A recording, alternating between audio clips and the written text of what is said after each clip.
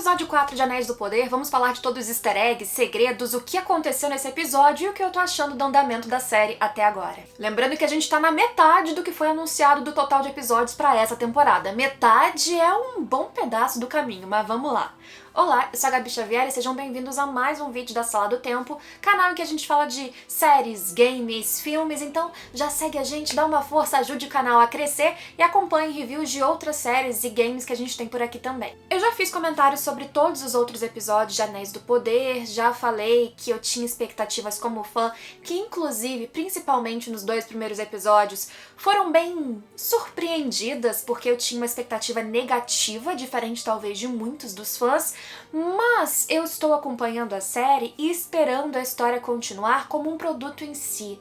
Isso faz com que, eventualmente, eu tenha críticas diferentes das pessoas que estão curtindo pra caramba 100%, porém, sobre impressões, o que eu achei do ritmo deste 4º episódio, que já me trouxe um outro, assim, plot twists e pensamentos diferentes, vou falar no fim. Primeiro, vamos conversar sobre tudo que rolou, no geral, pelo menos pra não ficar um vídeo de 1 hora, neste episódio 4, e de todas as referências que eu consegui pegar. Inclusive, gente, provavelmente desta vez sim, Narsil, que estava escondida numa ceninha ali, provavelmente, talvez seja a espada reconhecidamente reconstruída na Terceira Era para Aragorn, utilizada antes por Elendil na batalha contra Sauron. Já comentamos sobre ela em outro episódio, mas já comento pra vocês onde que você pode talvez encontrar nesse episódio 4, além de outros segredinhos. E mais uma vez nesse episódio nós tivemos o foco em 3 principais núcleos. Isso fez com que não tivéssemos, por exemplo, os nossos pés peludos e o tal estranho. A principal trama focada claramente está em Númenor, porque é um local muito importante. Toda a história de Númenor será muito importante para o que vai acontecer tanto em Anéis do Poder,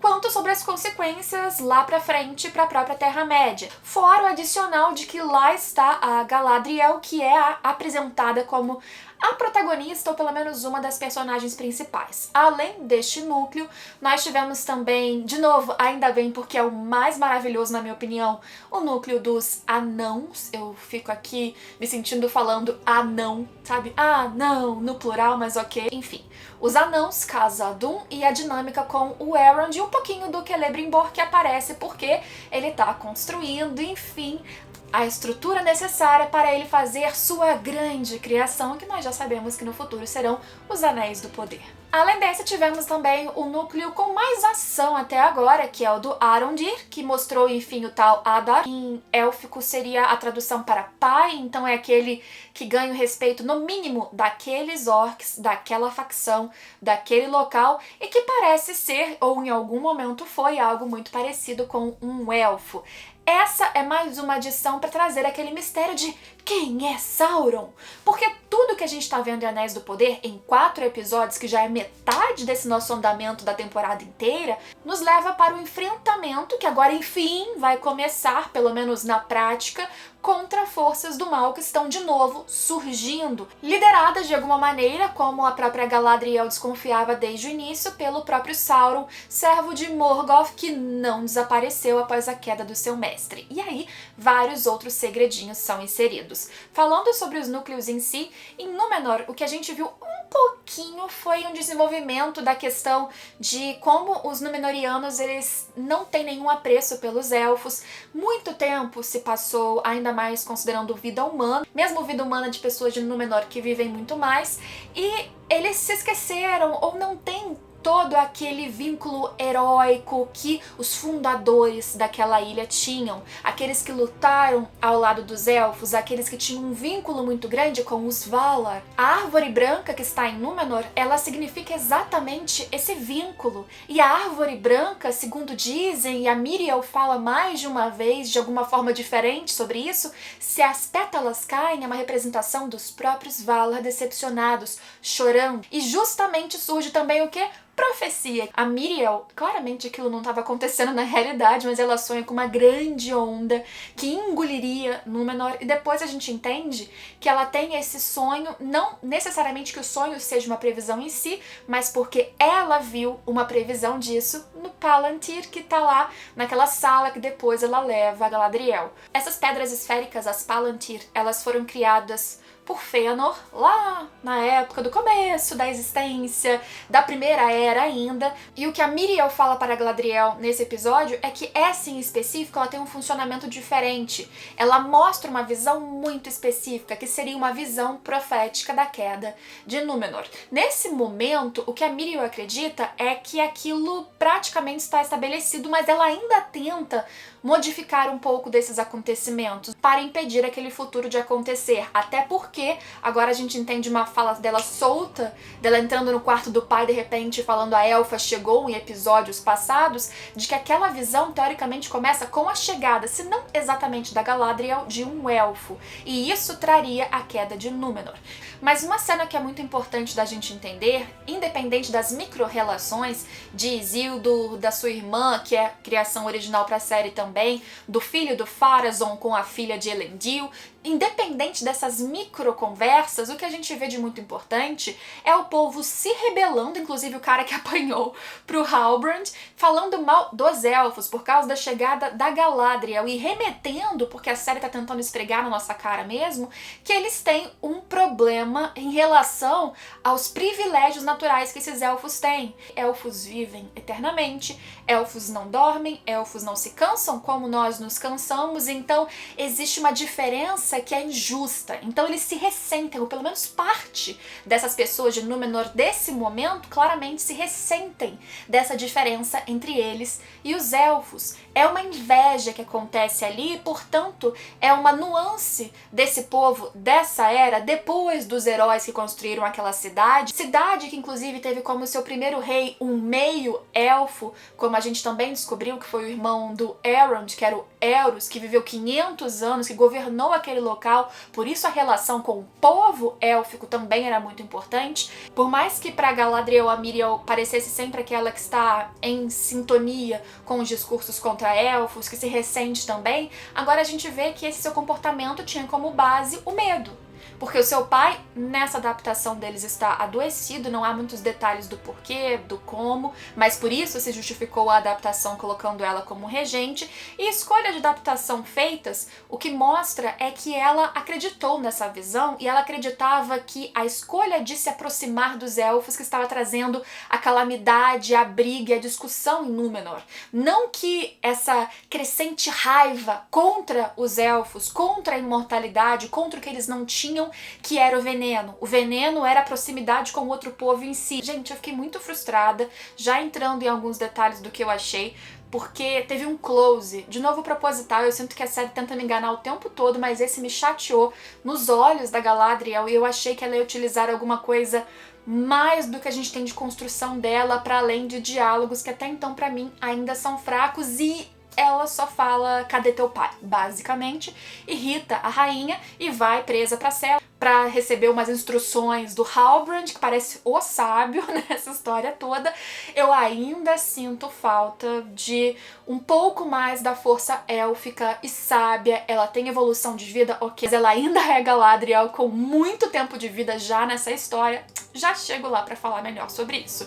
Enfim, e durante todo o movimento com a Palantir que existe naquela sala num cantinho do lado da Galadriel, essa espada que parece muito com o que a gente tinha pelo menos do imaginário construído na trilogia do Senhor dos Anéis da Narsil, como eu falei pra vocês, que é a espada que nós veríamos com Elendil e no futuro reconstruída com o Aragorn. Pode ser só um easter egg ou não, porque há uma trajetória dessa espada que não foi contada até estar com Elendil, então eles podem recriar conforme eles imaginam. Mas a Galadriel é mandada embora. Pelo medo da rainha, a árvore chora. Existe uma elipse, aliás, esse episódio, e a construção, a edição dessa série como um todo, ela suprime várias cenas. Isso me incomodou muito no núcleo dos anões, eu vou explicar por quê, mas o que dá a entender é que assim que ela viu parte da profecia começando a se realizar, ela olha pro Elendil e fala, opa, fiz a escolha errada, os Valar estão chorando, melhor a Galadriel voltar. Ela volta, e aí no final do episódio ela faz aquele momento de chamar as pessoas pra lutar, pra abraçar a essência daqueles que formaram Númenor, e algumas pessoas vão se destacando, inclusive Isildur e seus amigos, para irem junto com a rainha em pessoa escoltar Galadriel para a Terra-média, para as Terras do Sul, para começar esse enfrentamento com as forças que estão se movendo em favor de Sauron. Eu falo muito, tá? Mas não é muita história. A história aqui em si é simples. Fora isso, tem o adicional do Halbrand, que continuava na cela, mas ele, de novo, é muito sorrateiro. Ele passa a informação que é necessária para a Galadriel. Em posição, inclusive, ele parece mais sábio em relações diplomáticas do que ela, o que é questionável, mas assim eles fizeram nessa série. E ele também passa bastante a lábia até para o Pharazôn, e tem um corte aí. Nós não vemos, inclusive, como a dinâmica deles continua. Ele simplesmente sugere para o Pharazôn que ele poderia contar para onde Galadriel foi, e não vemos mais essa discussão a troco de que, deu no que, o quanto ele falou e como essa proximidade vai se desenvolver entre os dois. É um claro corte, e esses excessivos cortes logo após um suposto mistério sendo revelado me incomodam bastante, aconteceram o tempo todo nesse episódio. Então, núcleo dos anãos, a gente teve a dinâmica de Elrond e Durin mais uma vez. E o principal foi a revelação de que, realmente, como eu e muitas pessoas tínhamos imaginado, o que eles descobriram naquela caixa que abriu e veio o brilho prateado era Mithril, que é este metal raríssimo, muito leve como uma pena, porém extremamente resistente. E o problema da Mithril em si, dessa descoberta, é que primeiro que os anãos eles são muito ambiciosos, tanto é que isso é dito pelo Gandalf na Terceira Era, nos próprios filmes, de que eles são tão ambiciosos que cavaram muito, chegaram ao nível que despertaram um ser que a gente descobre na Terceira Era, que é o Balrog, e isso trouxe inclusive a ruína em Khazad-dûm. E essa ambição também faz com que eles tenham medo que outras pessoas descubram, que outras pessoas queiram, que outras pessoas usurpem as suas habilidades em prol de outras necessidades. E é essa desconfiança que tinham sobre os elfos quando Elrond chegou para fazer o seu pedido. Será que não tem alguma coisa a mais? Será que não tem uma intenção? Será que eles não sabem que estamos aqui achando Mithril? E a própria escavação da Mithril era muito perigosa e problemática porque, pelo que a gente viu, ela trazia potenciais riscos de morte às pessoas que estavam trabalhando. E aí tem mais um problema de exclusão de cena que a gente tem só que imaginar, e uma perda de potencial gigantesco exatamente nesse quarto episódio. Em mais um diálogo, quando o Elrond, ele parece... Primeiro eu achei que ele tinha feito uma audição à distância élfica para escutar onde era o tal segredo em Khazad-dûm, porque a Disa tenta passar uma mentirinha pro Elrond, claro, ele não cai, mas depois ele fica mexendo a boca. Eu acho que ele fez uma leitura labial à distância, por visão à distância. Seja como for, é uma das primeiras vezes que vemos habilidades diferentes do que rodopios de elfos colocadas em ação. Aí quando tava o Elrond e o Durin explicando que era Mithril, dando um pedacinho pro Elrond, fazendo ele jurar pela pedra, não sei o que, não, nunca esquece, começa a despencar um monte de coisa, e o Durin falando, vou lá porque tem 4 anãos, e aquilo corta.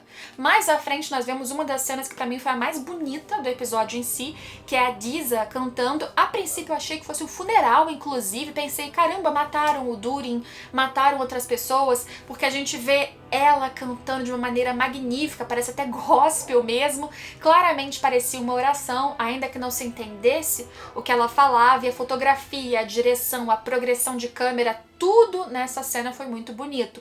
Mas aí, a partir disso, de algo que parecia emocional pra caramba, um pedido às rochas pra salvarem aquelas pessoas, aqueles anãos, aí depois corta e o Durin vem cheio de poeira e fala, tá todo mundo vivo. E acabou. Cadê a emoção? Cadê o senso de perigo? Cadê a cena que vocês poderiam fazer que fosse rápida pra mostrar um salvamento, um risco de alguém morrer, algo acontecer? Simplesmente a gente tem que acreditar que aconteceu, que foi, que tanto fez. Eu tava tão emocionada e brilhando com a cena da canção, e em seguida pra mim até ela perdeu o propósito, porque nem teve uma progressão de mistério, só descobrimos e acabou, e encerrou o assunto. Sério? Vocês vão ver eu falando melhor sobre isso daqui a pouco, mas eu sinto falta exatamente desses ápices. Eu já estava maravilhada e continuo maravilhada com os cenários, mas só isso não segura. Você precisa ter mais sentimentos, e aqui, pra mim, eles perderam uma excelente oportunidade de trazer um pouco mais desses ápices emocionais pra quem tá assistindo. Se discordar, comenta aí. Nessas progressões temporais, a série não tá sendo explicativa definitivamente. Me digam se isso atrapalha vocês, mas elfos e anãos já estão trabalhando no projeto do Celebrimbor, que a gente vai ver mais à frente. Por fim, o núcleo do Arondir, como eu disse, foi o que trouxe mais ação, porque primeiro apresentou o tal Adar, que eu não acredito que seja o Sauron, seria muito óbvio, por mais que esteja nas Terras do Sul, por mais que seja chamado de pai, né, pelos orcs, por mais que seja uma figura que, apesar de ser ruim, ela tem alguma coisa encantadora na sua forma de olhar, de agir, de tratar, por mais que mostre ele passando uma certa lábia para o próprio Arondir e tentando o manipular, nem que seja por um instante, eu acho que a série ainda está nos dando pistas falsas o tempo inteiro de quem é o Sauron. Talvez ele nem tenha aparecido, ou seja mesmo Halbrand. O Adar, inclusive, ele dá uma morte justa para esse orc, mas provavelmente ele deve ser um elfo que se juntou, talvez desde Morgoth, às forças do mal, porque isso aconteceu na Terra-média, e ele talvez tenha ainda uma atuação importante como um grande general. Eu não acredito que seja o Sauron. Parece que ele estava procurando aquela espécie de espada, o punho, que o menino Theo estava carregando. Pelo menos a série mostrou até agora que aquilo era o que os orcs estavam procurando. E da conversa com o Arondir em si, a gente descobre só que o Arondir nasceu em Beleriand, então ele vem pelo menos de antes da Segunda Era, porque este local não existe mais, e o Arondir em si é liberado para deixar a mensagem que veríamos no finalzinho do episódio. O foco no Theo foi simplesmente para mostrar que o garoto ele é muito corajoso, ele foi junto com um amiguinho pegar um bando de ração num local em que potencialmente teriam muitos orcs, que ninguém tinha coragem de ir, ele vai escondido, vem uma nuvem tapando a luz, e aí o amigo vai embora, e claro que ele começa a ser perseguido pelos orcs, ele se esconde no poço, aquelas forçações de roteiro, mas que tem absolutamente toda a série, história em geral que a gente assiste. Mas o que é importante nessa cena é a gente ver o funcionamento desse punho, que ele finca e alimenta do próprio sangue para que surja uma lâmina que produza ferimentos e que inclusive marque o seu braço depois, para que depois, quando ele é resgatado pelo próprio Arondir, que estava ali de passagem porque foi liberado, mas se morresse parece que ninguém se importa. Enfim, tem uma cena que é um claro paralelo, inspirado no mínimo naquele final da Sociedade do Anel em que o Boromir tá ali tentando salvar Merry e Pippin. Uma cena que se eu vejo 30 vezes eu choro nas 30 vezes, que eu acho que a direção é sensacional. E eu acho que se você olhar cruamente, essa cena de Arondir, que mostrou habilidades élficas, pegou a flecha, atirou muito bem. Sim, a habilidade dos orcs era muito ruim, não acertou ninguém, nem um pé. Mas, de novo, conveniências como essa aconteceu inclusive em Casa do Dragão recentemente com outro personagem. Ok, não é isso que me incomodou. O que me incomodou é que claramente foi inspirado, que não é um problema por si só, mas por ser uma natural comparação, já que é tão semelhante, os orcs descendo devagar ali do topo, não é colina, mas enfim, da área mais alta do solo, e eles correndo, tentando salvar uma criança e tropeçando, e aquilo devagar joga flash, a música no fundo. Por ser tão parecido, naturalmente eu comparo, e por comparação é muito inferior. É uma cena bonita, tem luzes interessantes, mas não me passou a sensação de ser épica. E eu não tava acreditando que alguém ia morrer ali. Esperei que pudesse pelo menos pegar um pouquinho aqui de ferimento, mas nem isso. Então, de novo, já finalizando esses núcleos em si, o que eu sinto falta é de progressão sentimental. Que seja drama, momentos engraçados, que você tenha medo de algo acontecer, que você sinta alguma insegurança, que você sinta uma euforia. Eu não tô conseguindo sentir esses ápices, especialmente nesse episódio 4, foi um flat total. E eu fiquei conversando sobre isso aqui em casa com o André, eu falei, por quê? Eu tava tão surpresa nos primeiros episódios, eu fiquei tão feliz de enxergar a Terra-média, e aí o que a gente pensou sobre a mudança da minha relação e agora decline um pouquinho nesse episódio do meu aproveitamento em relação à história, é que chega num ponto que você precisa não só dos cenários que tragam o meu fanservice, porque eu vi pela primeira vez Númenor, porque eu vi pela primeira vez um pouco de Valinor, porque eu vi várias coisas que nunca tinham aparecido antes. Chega no momento em que eu quero carisma, chega no momento em que eu quero emoção, chega no momento em que eu quero que a história ande. Ah, gente, tá se apresentando, é devagar. Já falei pra vocês, existe limite pra essa desculpa. Eu acho que o 5º episódio é o ponto de virada, que se não começar a acontecer as coisas, já que começou a apontar o início de batalha, que se comece a andar, porque se não tiver essa virada, a gente tá nadando, nadando, nadando, igual a Galadriel no meio do oceano, mas não saindo do lugar. Isso é complicado. Igual eu falei pra vocês, a história pode ser simples, mas ela precisa de ápices emocionais e eu não tô tendo, e eu tô tentando gostar muito. E eu gosto mais do que muitas pessoas, com certeza, no sentido de que eu sei que tem gente que tá odiando, não é o meu caso, mas eu não tô conseguindo apego. Se 90% do elenco morresse, agora eu não ia me importar, eu não ia ter empatia, eu não ia chorar. E isso é ruim porque eu sou muito fácil de linkar com os personagens, então alguma coisa tá faltando. Provavelmente, na minha visão em relação a roteiro, em relação à direção, eu não consigo ver eles construindo algo que seja muito relacionável com um grande público. Eu não sei como estão os números depois da estreia, que foi muito boa. Eu espero de todo o coração que a série se segure, porque a gente esperou tanto tempo pra ter algo a mais do que Terceira Era adaptada, e eu sou tão tranquila com mudanças, as mudanças não me incomodam, e eu espero que mesmo que eu não esteja gostando tanto quanto eu gostaria, que a história melhore e que outras pessoas curtam em número suficiente para eles continuarem. Porque eu sempre falo isso em relação a live action. A continuidade dá a chance de ser ainda mais épico para quem já acha que é épico. Mas eu me preocupo porque são muitos cortes muito óbvios no sentido de achamos isso aqui, então isso aqui é muito importante porque corta e vai para outro núcleo. Naquele núcleo vem mais um segredo e corta e vai para o outro núcleo. São muitos cortes óbvios da gente tendo sempre o mesmo tipo de mistério, sempre um gancho grande no final, são sempre as mesmas estratégias de roteiro, poucos ápices. Eu acho que é uma direção que carece sim de conseguir fazer momentos épicos, já que a fantasia e o universo já é épico, já é maravilhoso. E eu acho que isso é Tolkien que faz isso tudo ser muito bom. Tolkien, o dinheiro, isso faz ser muito bom. Falta um pouco de vida, o que eu sinto muitas vezes no núcleo dos anãos. O diálogo do Durin e do pai dele foi muito bom, teve alma, teve espírito, a música teve alma, teve espírito, a atuação do Arondir é muito boa, tem alma, tem espírito, a relação dele com a Bowen, agora eu senti mais uma química na abertura, nos primeiros episódios, aqui mais ou menos, mas eles mal falaram, a única coisa que ele fez foi passar a mensagem de que eles têm que jurar lealdade ao Lorde, ao Adar, para não serem todos aniquilados, o que é importante, já que as Terras do Sul são de pessoas que vieram de uma geração que se juntou a Morgoth, tanto que surgiu o velhinho que teoricamente tinha escondido aquele punho do Theo, mostrou, também tenho essa marca, talvez seja um punho que foi passado de geração em geração por alguém, alguma família que sobreviveu de apoiadores a Morgoth.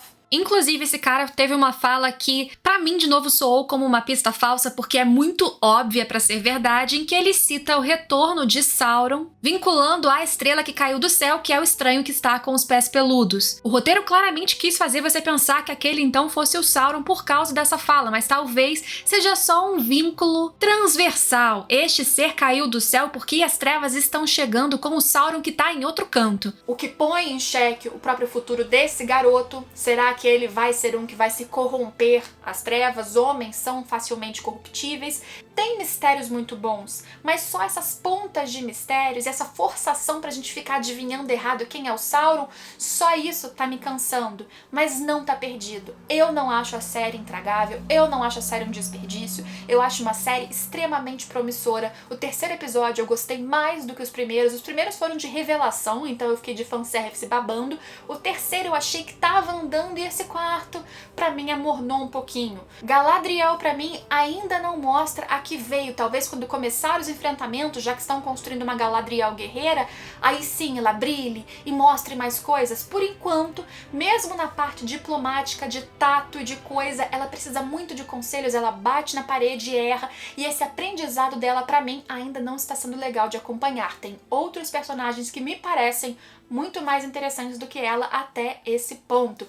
Mas tem tempo. Tá na metade. Eu já acho que podia ter apresentado mais, mas tem mais metade pra melhorar ainda mais e coisas que já estão abertas. Eles já abriram todas as portas. Agora é hora de sair pela soleira e começar uma aventura tal como o Bilbo Bolseiro e fazer a roda girar. Eita, que eu vim pra falar tipo 15 minutos e o bruto já tem 40, vou tentar cortar um pouquinho, o vídeo vai sair tarde, se você estiver assistindo me conta aqui quando você veio assistir, você recebeu notificação ou o YouTube olhou e falou, garota postando quase meia-noite? Não vou mostrar pra ninguém. Comente aqui o que você tá achando, engaje no vídeo, lembrando que, acima de qualquer coisa, a minha opinião não é unânime, ela não está completamente correta, é apenas a minha visão, enviesada pelas minhas expectativas sem dúvidas, e você pode gostar 100% da série sim, e tá tudo certo, e você pode não gostar, e desde que você não desrespeite ninguém, mas também tá tudo certo. Então vamos tentar manter uma paz aqui nos comentários, mas me conta a sua opinião tranquilamente se puder, porque eu quero saber. Vejo vocês na próxima semana e nos outros vídeos aqui do canal, então se inscreve se puder. Tchau!